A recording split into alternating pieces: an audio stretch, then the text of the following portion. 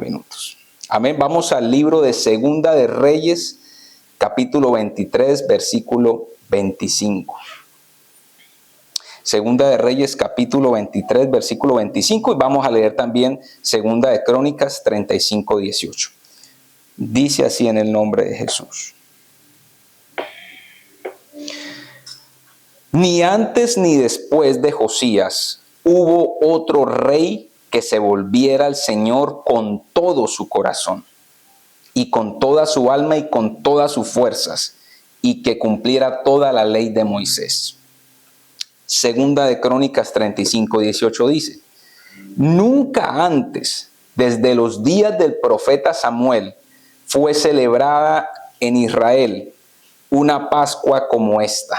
Ni ningún rey de Israel celebró una Pascua como la que celebró el rey Josías con los sacerdotes y levitas, y con todo Judá e Israel, y con los que se hallaban allí, y con los habitantes de Jerusalén. Señor, eres hermoso, tu palabra es maravillosa. Padre, yo oro para que los ojos del entendimiento sean alumbrados. Padre, yo oro en esta mañana por espíritu de sabiduría y de revelación en cada oyente. Señor, capacítame para esta asignación. Y yo te pido, Padre amado, en el nombre de Jesús, que esta semilla caiga en buena tierra y que sea el fruto evidente. En el nombre de Jesús, amén. Denle un aplauso al Señor. Fuerte, denle ese aplauso fuerte al Señor, que vive y reina. Él tiene el control. Tiene el control. Así como cuando usted se monta en un avión, te va relax, sabiendo que hay piloto y que lo va a llevar a destino. Así tenemos que con el Señor. Él va comandando. Él es el piloto. Aleluya, yo voy descansando. Amados, hoy quiero compartir un título o un mensaje mejor bajo el título Reforma. La palabra reforma está compuesta por dos partes. Re, que tiene que ver con volver otra vez o de nuevo, y forma, que tiene que ver con diseño, con estructura, con modelo. Es decir, en términos sencillos, reforma significa volver a dar forma, restaurar a su forma correcta, corregir algo que se ha deformado. Aunque la palabra reforma prácticamente no esté en nuestras Biblias, por lo menos en la Reina Valera 60, tan solo aparece una vez en Hebreos 9:10 el verbo reformar, el concepto atraviesa toda la Escritura, desde Génesis hasta Apocalipsis. Podemos ver un llamado de Dios constante para su pueblo de volver al diseño original que el pecado deformó. En el Antiguo Testamento vemos cómo Dios, y en el Nuevo Testamento y a lo largo de toda la historia, cómo Dios ha encendido el corazón de hombres y mujeres para que colaboren, para promover ese anhelo de Dios de reforma.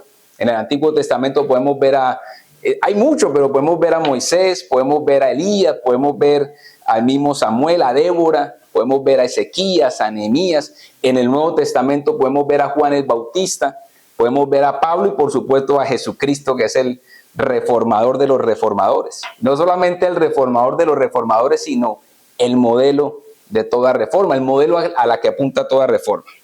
Y después del año 100 de Cristo, hay muchos reformadores también. Usted ha escuchado apellidos como los de Wycliffe, Huss, Agustín, Atanasio, Lutero, los Wesley, incluso Spurgeon, Graham, entre muchísimos más.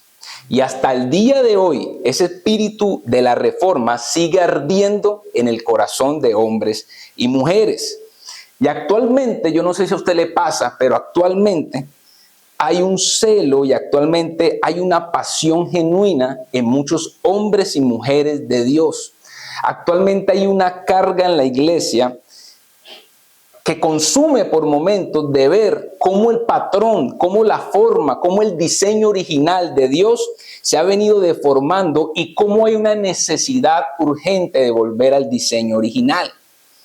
Y para alimentar ese fuego de la reforma, que yo creo que lo tiene usted consumido y que lo tiene apasionado, y que es consciente de la necesidad de volver al diseño original, quiero que nos inspiremos en una reforma que aconteció hace más de 2500 años, que es la reforma liderada por el rey Josías.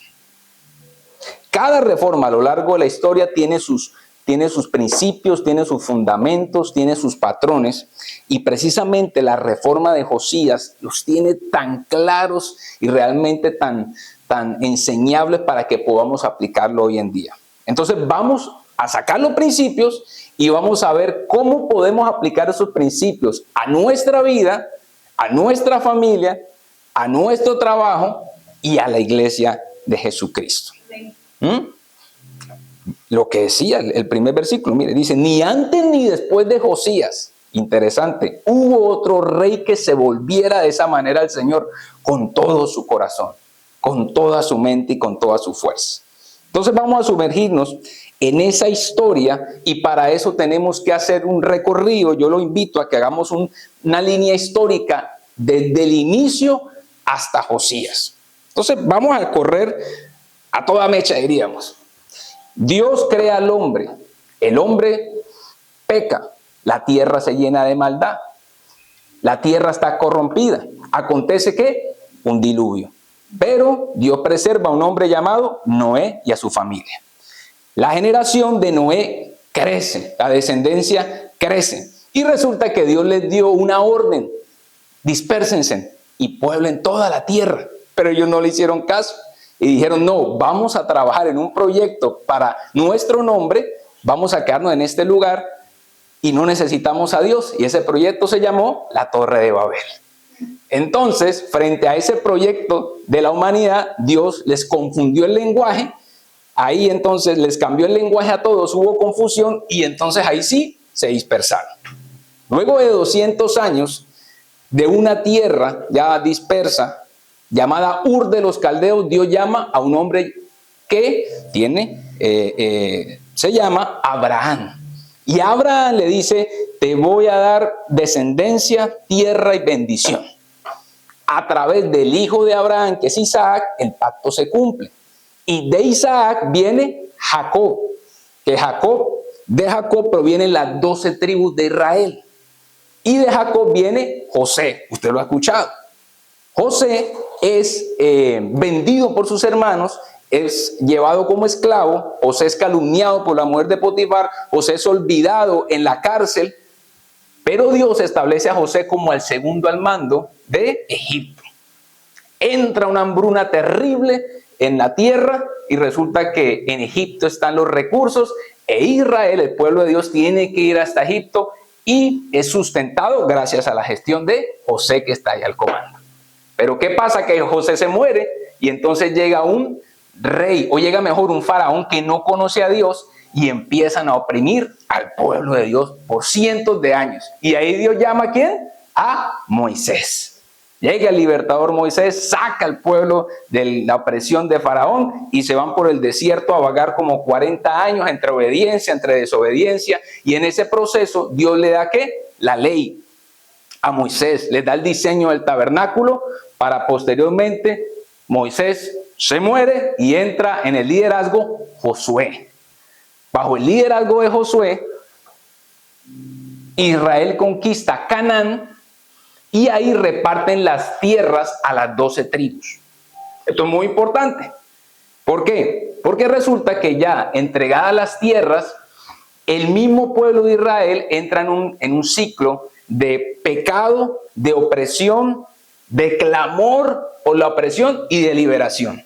Y entonces Dios empieza, para colaborar con eso, a llamar a lo que conocemos como los jueces, que usted ha escuchado los más significativos: Débora, Sansón y Gedeón y Samuel. Pero ¿qué pasa? Que el ciclo se repetía. Entonces, el último juez, Samuel, recibe una petición del pueblo y le dicen: Samuel, hermano, nosotros necesitamos un rey como las otras naciones. Si nosotros tuviéramos un rey visible, entonces ya la opresión se nos acabaría, fuéramos más estables. Samuel se conmueve en el corazón porque dicen: ¿qué pedido hacen si rey tenemos? Tenían al rey de reyes bajo el comando. Pero Dios le dice: tranquilo, Samuel, no te pongas triste, no te están rechazando a ti, me están rechazando a mí. Vamos a darles un rey visible. Y entonces Samuel unge al primer rey de Israel llamado Saúl. Saúl, bien parecido y mejor dicho, con todo el perfil, comienza bien, grandes victorias de Israel, pero entonces poquito a poquito el corazón de Saúl se fue rebelando, vanaglorioso, desobediente a Dios, se rebeló contra Dios y entonces Dios le busca un reemplazo que es David. Entra David y David tiene un reinado muy sobresaliente porque establece a Jerusalén como capital, tiene grandes victorias, pero sobre todo lo más sobresaliente de David era su corazón. Era un hombre conforme al corazón de Dios. Y suceden cosas maravillosas durante el reinado de David. Sin embargo, David también comete errores. Y entre esos cae, o uno de sus grandes errores fue caer en adulterio con Betsabé. Y fruto de esa unión con Betsabé nace Salomón, que es el siguiente rey de Israel. Cuando nace Salomón, Israel vive una de sus grandes temporadas, porque el pueblo de Dios caminó en unos niveles de sabiduría muy altos, de prosperidad, de esplendor, de unidad y de temor a Dios. Pero Salomón dejó la puertecita abierta, así como cuando la dejamos abierta ahí para que no se cierre, que se casó con una hija de Faraón. Ahí dejó la hija de Faraón y poco a poco las mujeres le desviaron el corazón a Salomón y terminó cayendo en una idolatría terrible. Salomón muere y entra su hijo Roboam. Roboam en el gobierno la gente le dice, mano Roboam, bájenos los impuestos, sus impuestos están muy pesados. Y Roboam dice, no. Entonces acontece una división en el reino. De las 12 tribus, 10 tribus se van con Jeroboam, la tribu, el reino del norte, y quedan 2 tribus, Judá y Benjamín, bajo Roboam. Pasan los años y las 10 tribus del reino del norte son pulverizadas por los asirios. Y queda tan solo esas 2 tribus de Judá y de Benjamín.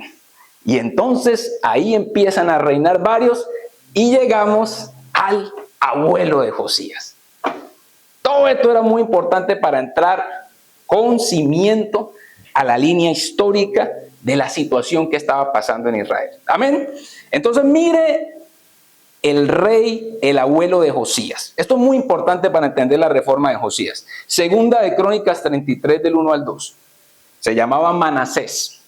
Manasés tenía 12 años cuando comenzó a reinar y reinó en Jerusalén 55 años, pero hizo lo malo a los ojos del Señor y cayó en las repugnantes prácticas de las naciones que el Señor había expulsado de la presencia de los israelitas.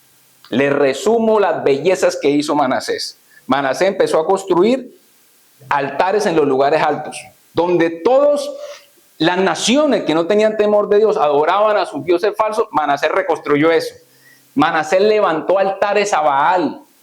Manasés adoró al ejército de los cielos. Era un adorador del sol, de la luna, de las estrellas. Manasés dentro del templo empezó a construir altares paganos. Manasés colocó una imagen de acera. Dicen los estudiosos que en el mismo lugar santo, ahí puso la imagen de acera. Dice, Manasés estaba loco, estaba atado. Manasés sacrificó a su hijo, lo puso en el fuego para darle una ofrenda a Moloc, otro dios. Era un adivino, era un hechicero, le encantaba la adivinación y la hechicería. Y consultaba a mediums, a espiritistas, 55 años practicando todo eso. Y derramó mucha sangre inocente e hizo, dice la Biblia, que pecara Judá más que incluso las naciones paganas. Pero mire qué interesante, que al final Manasés se arrepiente y le dice, Señor, perdóname, ¿qué hice? Y ya al final de la vida empieza a tratar de corregir, hace ciertas cosas, pero los muchos años que estableció la maldad cobraron factura a Israel. Él muere y entra su hijo Amón, que es el papá de Josías. Y mire lo que hizo Amón. Segunda de Crónicas 33, 21 al 23. Amón tenía 22 años cuando comenzó a reinar y reinó en Jerusalén 2 años apenas. Pero hizo lo malo a los ojos del Señor, tal y como lo había hecho Manasés su padre, pues ofreció sacrificios y sirvió a todos los ídolos que su padre Manasés había mandado hacer. Y nunca se humilló delante del Señor como se humilló Manasés su padre. Al contrario, aumentó el pecado. Entonces, dice la Biblia que al final los siervos de Manasés, 2 años le duró el reino, se hicieron un complot y mandaron a matar, a Amón. Lo mandaron a matar y ahí entra al gobierno el reformador Josías. Ahí se le acabó ya la fiesta al diablo. Entra Josías con 8 años de edad. Vamos a leerlo. Vamos a leer lo siguiente. Segunda de Crónicas 34, 1 al 2. Dice, Josías tenía 8 años cuando comenzó a reinar y reinó en Jerusalén 31 años. Hizo lo recto a los ojos del Señor y siguió los pasos de su antepasado David, sin apartarse ni a derecha ni a la izquierda. Entonces, miren qué interesante, porque yo me pregunté y dije, ¿cómo así que un rey de 8 años? ¿Cómo así que Manasés de 12 años reinando? Bueno, eso lo hacían para conservar la dinastía davídica, para que no se perdiera. Eso lo hacían para preservar el orden de quien seguía, y eso lo hacían rapidito para que no se formara una guerra civil por el trono. Pero obviamente el niño en esa edad tenía a su mamá, a su madre, tenía a los consejeros, los profetas, tenía a los sabios, a los ancianos a su servicio para poder entonces asesorar. Y aquí vamos con el primer principio. Ustedes ya estudiamos todo el contexto de lo que tenía al frente Josías para reformar. No era cualquier cosa. Y aquí viene el primer principio efectivo para una reforma. Porque tal vez en nuestra vida somos conscientes que a lo largo de los años cosas en nosotros se han deformado. Tal vez muchas veces podemos ver nuestra propia familia, que cosas se han deformado. Muchas veces podemos ver no solamente nuestro núcleo familiar, sino la familia que está alrededor, tíos, sobrinos, lo que sea. Dice, ¿qué momento se deformó? Muchas veces vamos al trabajo y decimos, el entorno, el barrio, dice, ¿en qué momento se deformó? Y muchas veces vemos en la misma iglesia de Jesucristo cierta estado de deformación. Y hoy vamos a extraer de un reformador terrible como Josías principios efectivos para una reforma. Primer principio, ubicar un excelente modelo. Primer principio, ubicar un excelente modelo. Dice lo que leímos, que Josías hizo lo recto a los ojos del Señor y siguió los antepasados de David, o siguió en los pasos, de su antepasado David. Eso es muy importante. Habían pasado alrededor de 17 reyes, desde David hasta Josías, pero él ubicó al rey más representativo de la tribu de Judá, al pionero. Él lo ubicó con todo y sus imperfecciones. Él ubicó a David como un ejemplo y siguió lo bueno de David. ¿Y cómo nosotros podemos aplicar eso? Que para nosotros empezar una reforma tenemos que ubicar un modelo efectivo. Y en este caso nosotros estamos sobrados de modelo, porque David tenía un modelo imperfecto, pero nosotros tenemos un modelo perfecto que es Jesucristo, el Hijo de Dios. Entonces, ¿qué pasa? Que nosotros tenemos la tendencia a imitar a otros. Hay un anhelo en el ser humano de imitar a otros, eso es natural. Dios dijo, hagámoslos a imagen y semejanza. Hay una intención en nosotros natural de imitar a otros, de seguir patrones. No hay nada malo en imitar a otros. Lo malo es ubicar un modelo equivocado. Eso es lo malo. Ya a ustedes les he comentado, tal vez saben ustedes de que hoy yo toda la vida he sido un imitador. Toda la vida. Me acuerdo yo cuando tenía 15 años que había un amigo que era rockero. A mí no me gustaba el rock, pero ese amigo era el más popular del salón. Era un monito, era un mono, tenía así, más o menos así como Natica ahorita tiene así el cabello, tenía el pelo así, era alto. Yo era bien gordito y él era alto y era esbelto y andaba con los pantalones anchísimos. y se ponía pasamontañas y se le salía el pelo así lacio, así, con manzanilla. Yo decía, yo quiero ser como ese, me dejé crecer el pelo. Yo tengo que buscar la foto de Lili, que Lili no cree en mi época rockera. Y yo me ponía la ropa como él y yo al lado de él. Y yo quería imitarlo. Hasta me metí en los bares de rock a poguear, a poguear. Hacía que pogueaba y no me sentaba, me daba miedo. Pero era todo imitándolo a él. Ya luego me puse a imitar ustedes lo conocen, a Silvestre Dangond. Ese era mi modelo luego. Yo miraba los videos de Silvestre y copiaba como ella los hombres y yo solo bailaba y mejor dicho y hacía así, todo como Silvestre. Y ya luego aquí en Estados Unidos me enamoré de la figura del lobo de Wall Street, de Jordan Belfort, con la corbata y yo hacía mis reuniones. Una vez hasta me di cuenta que él en las reuniones decía, vamos con todo este mes y ¡prum! Salían las serpentinas y yo también quise hacer serpentinas en las reuniones y todo eso. Un imitador. Usted y yo somos imitadores. No hay nada malo en imitar. Pero, insisto, lo malo es, ¿usted cree que a mí me trajo bendición imitar a mi amigo el rockero? Para nada. Imitar a Silvestre, menos. Imitar al Jordan Belfort, no, menos. Y ahí es donde Pablo establece el espíritu de la reforma cuando dice, sean pues imitadores de Dios como hijos amados. Ese es el espíritu de la reforma, sean imitadores de Dios. ¿Y cómo imitar a un Dios infinito que cubre las galaxias? Facilito. La Biblia dice a través de los labios de Jesús, el Hijo no puede hacer nada sino lo que ve hacer al Padre. Amén. ¡Uy, qué lindo! El principio de la imitación. Jesús dice, ustedes lo que me ven hacer a mí es lo que yo veo hacer a papi. Amén. Yo tengo un quitamotas y le estoy quitando la ropa y de repente yo veo a Pedrito quitándole la mota a la ropita. Lo que ve hacer a papá es el Hijo. Amén. El que vio al Hijo, vio al Padre. Amén. Cristo es la imagen visible del Dios invisible. Entonces nosotros simplemente para empezar una reforma efectiva, un modelo, Jesucristo, el Hijo de Dios. Ponle el ojo a ese modelo.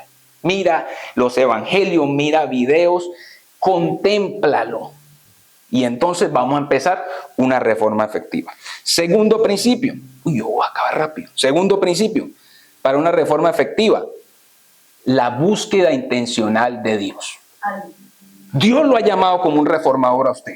Dios la ha llamado como una reformadora. Yo creo en el nombre de Jesús de que Dios lo ha llamado para que usted sea el que cambie lo que ha acontecido en los últimos años en su familia, en su entorno, en su trabajo. Usted no está aquí sentado para recibir un mensaje más. Usted ha sido llamado a colaborar con una reforma de la iglesia de Jesucristo. Amén.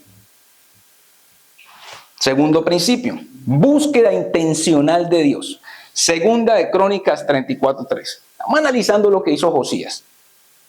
A los 8 años de su reinado, 8 más 8, 16 añitos. Cuando aún era un jovencito, Josías comenzó a buscar al Dios de David, su padre. Entonces, ¿qué pasa? Que a los 16 años Josías empieza intencionalmente a decir, voy a buscar a Dios. Voy a buscar a Dios. Y comienza a buscarlo en oración. Y en medio de tanta maldad, habían profetas todavía genuinos. Había uno que otro escriba fiel. Y Josías ahí escuchando y escuchando a los ancianos, los consejeros, ahí poniendo cuidado, buscando a Dios, rechazando la idolatría. A su alrededor todo el mundo inclinándose a Baal, a su alrededor todo el mundo viendo donde los adivinos. No, yo estoy buscando a Dios, yo estoy buscando a Dios. Yo soy el reformador. Yo soy, no importa lo que hizo mi abuelo Manasés, no importa lo que hizo mi papi, no. Yo voy a reformar esto. Y empezó a buscar a Dios. Entonces, ¿cómo aplicar ese principio de buscar a Dios nosotros? De que esto tenemos que tenerlo clarísimo. No hay reforma efectiva que no provenga de Dios.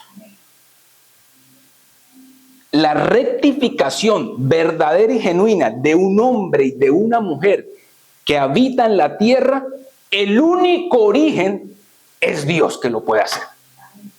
Dios inicia su obra en el espíritu, transforma el alma y eso se ve en la conducta.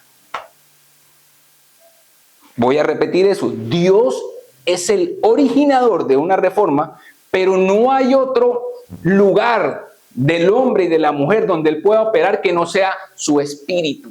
Lo hablamos hace 8 días. A través del Espíritu Santo él nos sella y ahí comienza la reforma. ¿Y por qué es importante esto? Y voy a hacer aquí bien, y también porque hay que ser respetuosos, hay que saber hablar.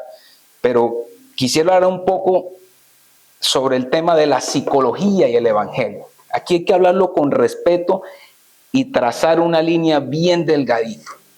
¿Por qué? Porque la psicología puede identificar ciertas cosas. La psicología puede describir ciertas cosas, pero el evangelio redime y transforma. La psicología jamás va a poder por sí sola transformar a un hombre y a una mujer. Tiene herramientas que nos pueden ayudar a identificar, a describir, a acompañar, pero por sí sola no sirve para nada, sino lo que transforma al hombre y la mujer es el evangelio. Sí. Mire, yo hace poco estaba mirando, a mí me encanta, amados, estudiar mucho el comportamiento humano, porque hay cosas que no me cuadran, sobre todo de mi ser. Yo digo, pero ¿por qué? ¿Por qué? Hay cosas que quisiera respuesta del por qué, de mis comportamientos, de mis pensamientos. Y por supuesto, primeramente la palabra de Dios, tratamos ahí de buscar guianza de Dios, pero me gusta también investigar y estudiar sobre ciertas cosas. Y me vi un podcast muy interesante de un psicólogo, señor muy inteligente, muy avanzado en su disciplina, frente a un médico forense.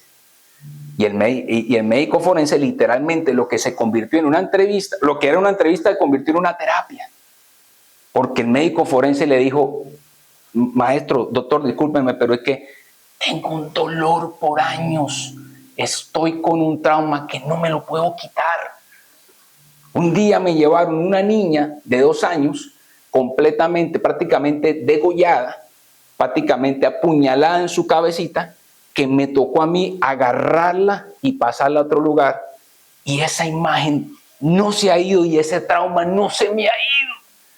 Y fui a la audiencia y cuando hablo y el hombre en la entrevista hablaba y se ponía a temblar y a llorar. Decía, mira, es que hasta mí. Y ese psicólogo, mi hermano, eso le sacó, le hizo todos los combos, todos los comentarios, de todo. Cosas muy interesantes, aplicables. Hasta me acuerdo tanto que le dijo, escribe, eso es muy bueno que escribas para que exteriorices. Y le dijo, doctor, ya escribí 4 libros y el dolor no se va. Oh, hermano, si usted quiere que la comparta, se la comparto para que la vea. Al final, ¿sabe qué hizo el psicólogo? Le dijo, te voy a pagar una consulta con un amigo especialista, ya que despidió el programa porque dijo, y al final le dijo, no puedo sacarme ese dolor. Siento culpa, yo pienso que puedo hacer más por la gente que recibo, no sé cómo sacarme este dolor, no sé qué pasa después de la muerte. La solución para ese hombre es el evangelio. Porque ese hombre lo que necesita saber que en Jesucristo somos libres de la culpa. Si él voltea a ver la cruz y se le abre el evangelio, soy libre de la culpa, no tengo por qué sentirme culpable. Alguien llevó mis pecados por mí.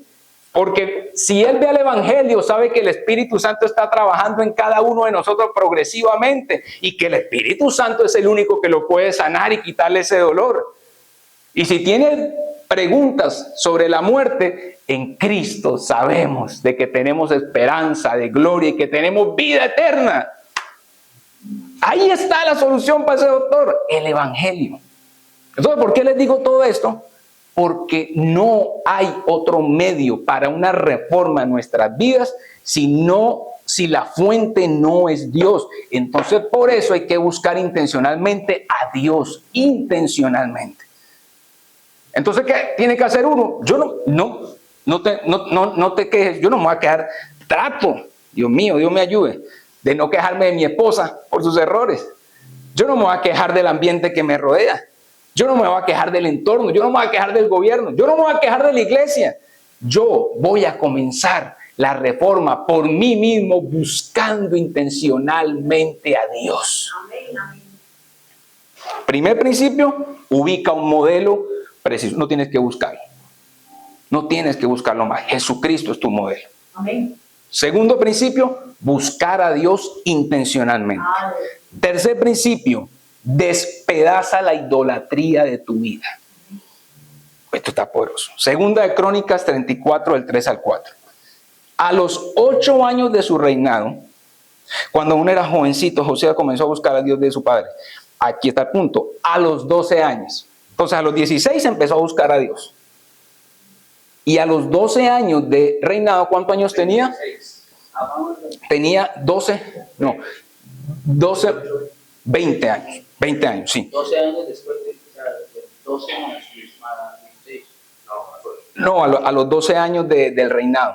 A los 12 años del reinado serían 12 más 8, 20. O sea, él empezó a los 8 años al 26. Sí. Y después 16 años serían ¿qué?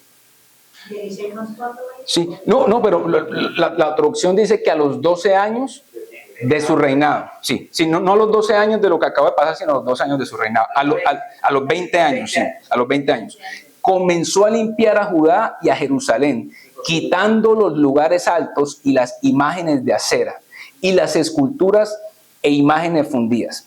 Quitaron de su vista los altares de Baal, y póngale cuidado a esto, hizo pedazos las imágenes del sol que estaban puestas encima. Una vez más dice la Biblia, despedazó también las imágenes de acera y las esculturas y estatuas fundidas, hasta hacerlas polvo. Y el polvo lo esparció sobre los sepulcros de aquellos que le habían ofrecido sacrificios.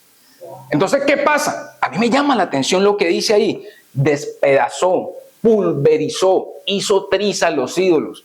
¿Por qué? Porque cuando tú empiezas a buscar a Dios, la luz revela la oscuridad. Amén.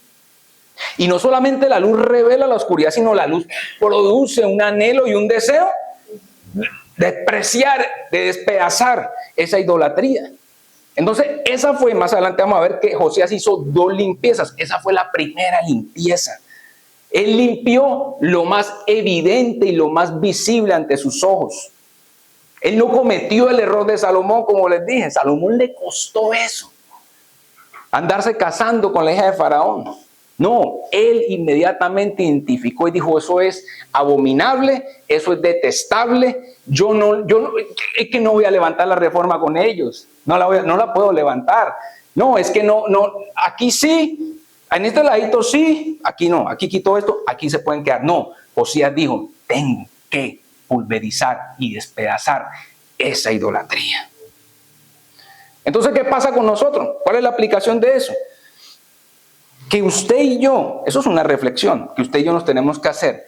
Si nosotros decimos que estamos buscando a Dios, pero hay cosas visibles en nuestras vidas, visibles, de que seguimos practicando, hay algo que nosotros tenemos que poner cuidado. Hay algo que nosotros tenemos que poner cuidado porque no necesitamos ser un erudito de las Escrituras para darnos cuenta de cosas que de hace rato en nuestra vida tuvieron que ser pulverizadas. Pulverizadas. Entonces, un buen ejercicio que vamos a hacer, un buen ejercicio práctico, cuando lo podamos hacer, irnos a Gálatas 5 y estudiar las obras de la carne. Y empezar yo a ver qué es lo visible que de una u otra manera pasa el tiempo y yo no puedo derrumbar.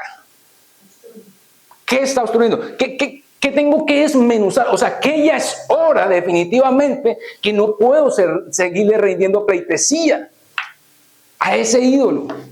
Tengo que pulverizarlo. Y en cuanto a la iglesia, en cuanto a nosotros, porque usted y yo somos la iglesia de Jesucristo a nivel mundial, nosotros tenemos que inmediatamente, como iglesia, no permitir pulverizar. Le llamamos, allí yo le he hablado de eso un poquito, le llamamos las 4 cisternas rotas. Primero, la cisterna que le llamo yo Transilvania, el legalismo. La iglesia no puede seguir practicando el legalismo. La iglesia es un ídolo, no puede seguir manipulando y poniendo control sobre el Hijo de Dios. La iglesia no puede a través de ciertas prácticas pretender establecer niveles jerárquicos y diferentes cosas. La iglesia no puede provocar acción de búsqueda de Dios a través del miedo. La segunda cisterna es Las Vegas, el libertinaje. Oye, la iglesia no podemos ver realmente prácticas dentro de la iglesia que llevan a libertinaje, que son libertinas, que lo sabemos. La tercera, Dubái. La iglesia no puede seguir predicando de que si estás en Dios tienes que tener mucho dinero. Si no tienes millones o riquezas, o si no tienes el reloj del reino, entonces está fuera de Cristo. Es que tengo zapatos de reino. No, eso es visiblemente aberrante. Y lo último, la cuarta cisterna, le llamo yo Walt Disney. La iglesia no puede seguir invitando al de afuera, diciéndole, venga para aquí, que aquí todo es perfecto. Venga para aquí, que aquí somos una comunidad perfecta y se va a sentir de maravilla, todos son perfectos. No podemos seguir predicando, pare de sufrir. No, tenemos que saber que nuestro deleite y nuestra plenitud no viene a través de la ausencia de dolor, sino en Él. Amén. Que Él es mi delicia, Él es mi paz. Y tengo que a través de la Escritura y de su presencia tener entendimiento y poder procesar el dolor de mejor manera. Entonces, esas son cosas visibles que como iglesia no podemos permitir que estén ahí. Primero, ubicar un modelo efectivo. ¿Quién es?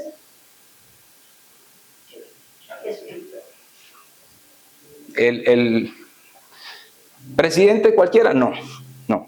El cantante, no.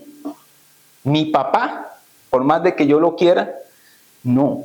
Hay personas que pueden generar influencia, hay personas que nos podemos inspirar de una u otra manera, pero el modelo a imitar es Jesucristo. Segundo, buscar a Dios intencionalmente. Si no viene de Dios, olvídate, no hay reforma.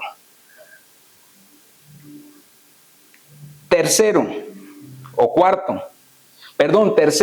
despedazar la idolatría de la vida.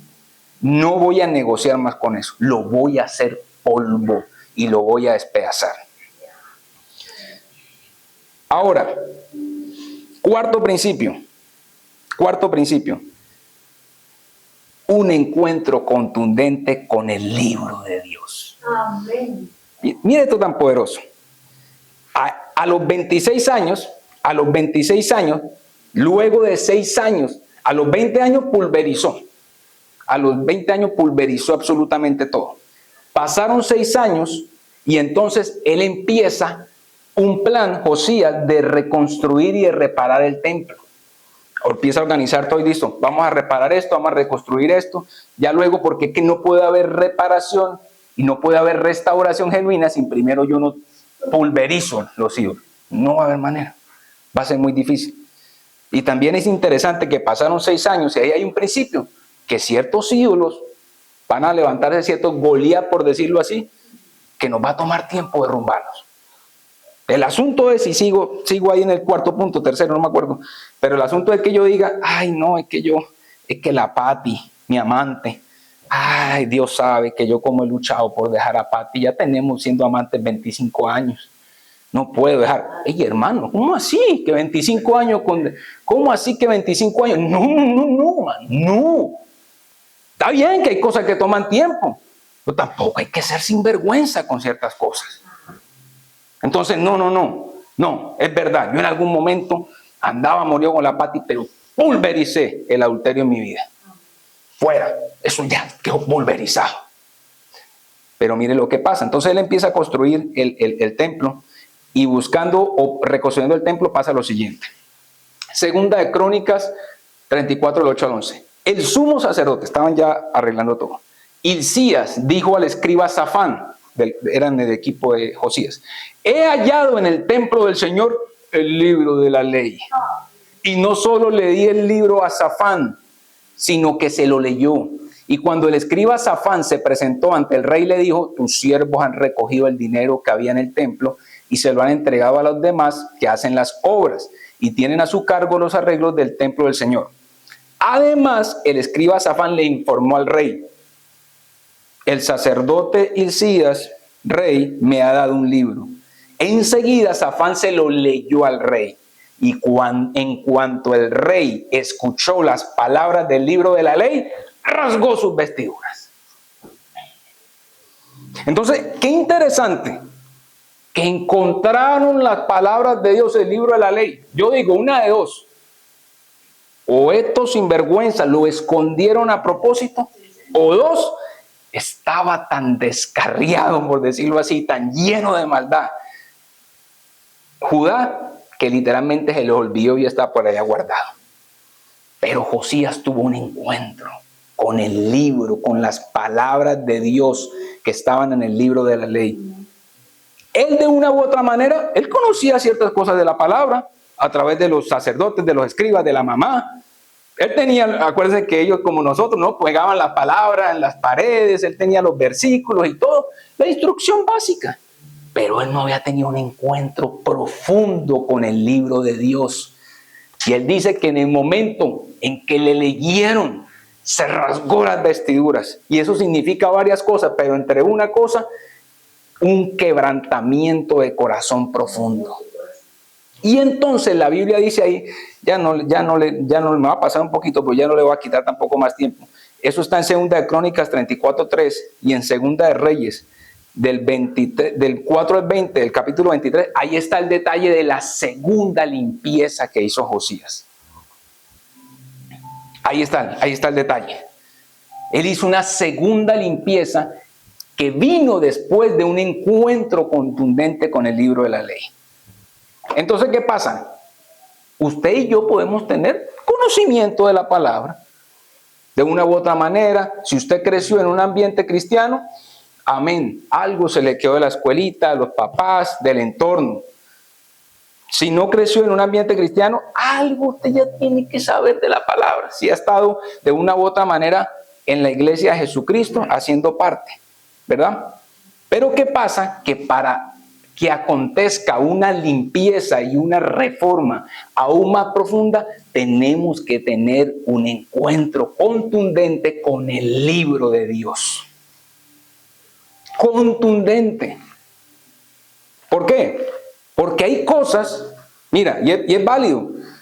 En la iglesia celebramos, ya no tengo 3 mujeres. Amén. Eso es válido de celebrar. Ya no hago parte del cartel de los Zetas. Gloria a Dios. Ya cerré el consultorio donde leía las cartas. Amén. Ya no le pego a la mujer, ya no le pego al esposo. Todo eso. Sí, eso es lo que hay escaso. ¿Sí? Ya no robo bancos, ya no digo groserías. Hermano, todo eso es digno de celebrar. Pero entonces cuando tú entras al libro de la ley de manera contundente, a la Biblia, se empieza a reformar cosas ya que están muy profundas del corazón, intenciones del corazón, motivos del corazón, cosas muy profundas. Y nosotros muchas veces, por no tener un encuentro, sino literalmente conformarnos con el mensaje del domingo o cualquier otro material muy por encima, muy superficial, pues resolvemos los ídolos visibles, pero estamos por dentro con cosas todavía muy profundas que hay que resolver. Entonces, la única manera es tener un encuentro contundente. Ubico a Jesucristo como mi modelo. Voy a buscar a Dios intencionalmente. Yo lo voy a buscar. Lo que sea visible lo voy a pulverizar. Ya no voy a negociar más con eso. Y voy entonces intencionalmente a tener un encuentro o voy a sumergirme en la palabra.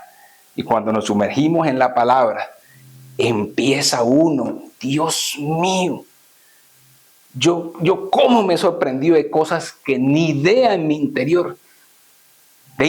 Mira, hasta cosas que uno hace para Dios, cuando usted se sumerge de manera profunda en el libro de la ley, usted se da cuenta que las intenciones no son las correctas y muchas cosas que uno hace buenas con intenciones correctas. Y cuarto principio, y ya casi vamos terminando, quinto principio, para una reforma efectiva, la vuelta de la fiesta del Cordero. La vuelta de la fiesta del Cordero. Segunda de Reyes 23, 21 y 22. Damas y caballeros, prepárense porque iniciamos el aterrizaje. Ya casito, ya empezamos ya a planear. Ya casi voy cerrando. Se me acabó el tiempo, pero ya no queda mucho más. Segunda de Reyes 23, del 21 al 22. Dice, el rey dio a todo el pueblo. Usted siga la historia, está ahí en Segunda de Reyes. Lo que le estoy narrando es en ese orden que pasó. Después de la segunda limpieza, pasó esto.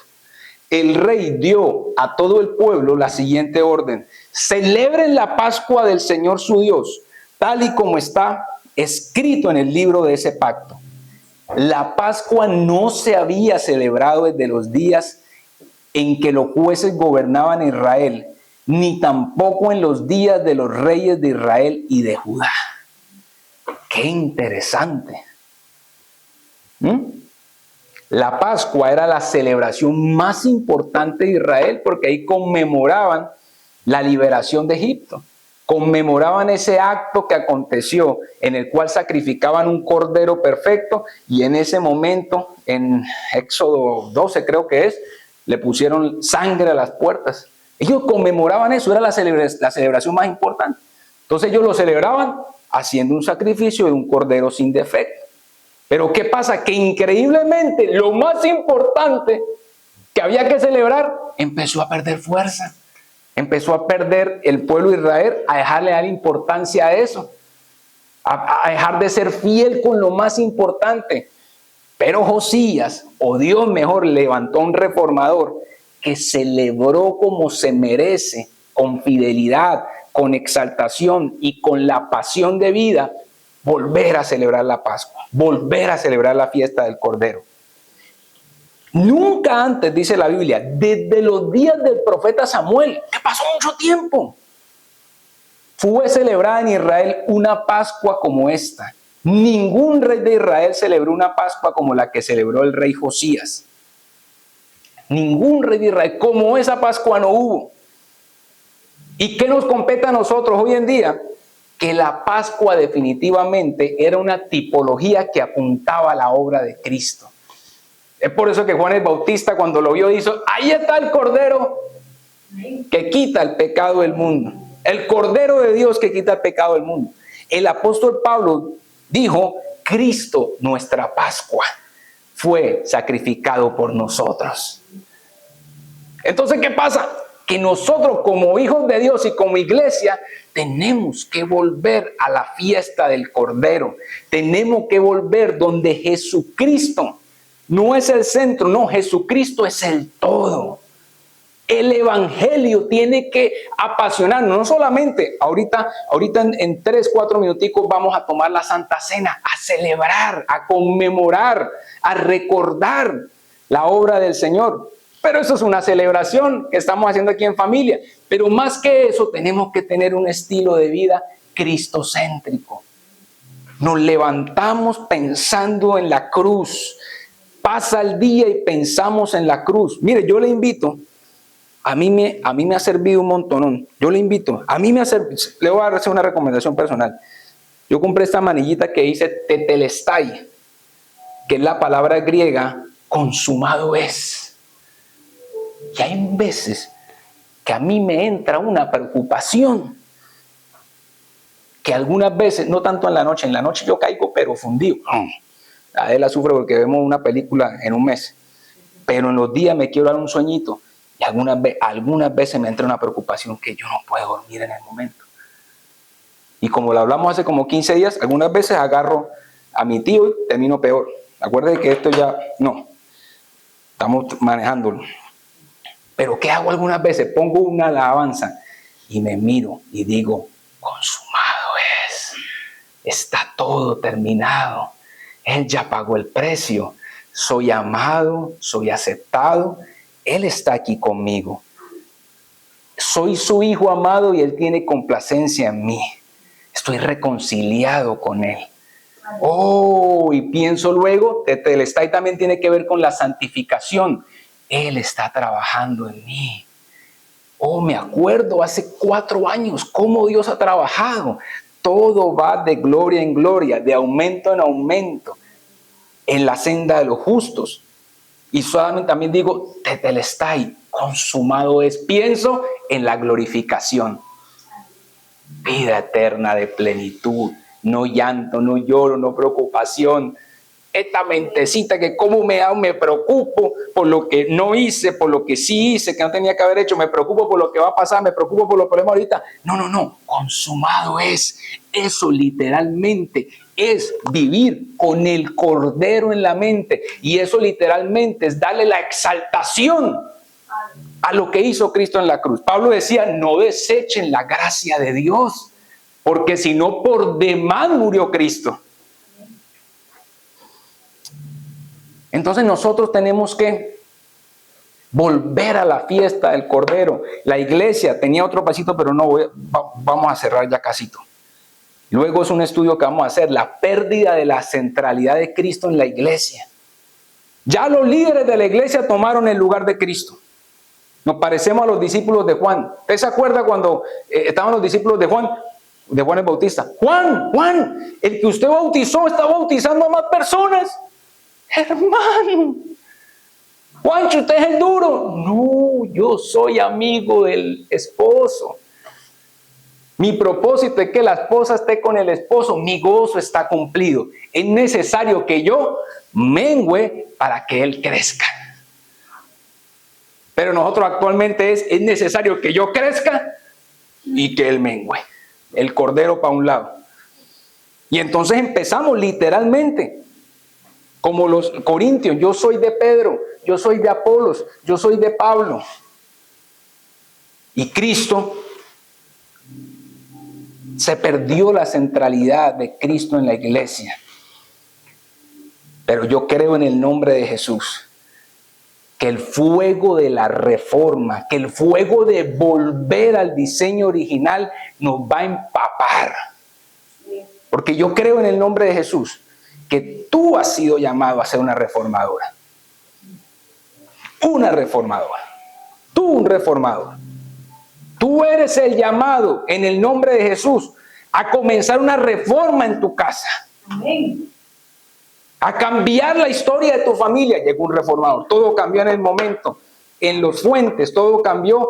En los Gil, todo cambió en el momento en que hubo un antes y un después. Amén. Y yo creo en el nombre de Jesús de que Fuente de Vida hace parte de una reforma hermosa que se aproxima para la iglesia de Jesucristo. Yo lo creo con total convicción. No les estoy diciendo que somos parte de la perfección del planeta Tierra donde no va a haber problemas. No, la maldad va a aumentar, los problemas van a aumentar, pero en medio de ese problema la luz resplandece. Amén. O sea que hoy mismo, iglesia, tenemos que decir, tú eres mi modelo, te voy a buscar intencionalmente.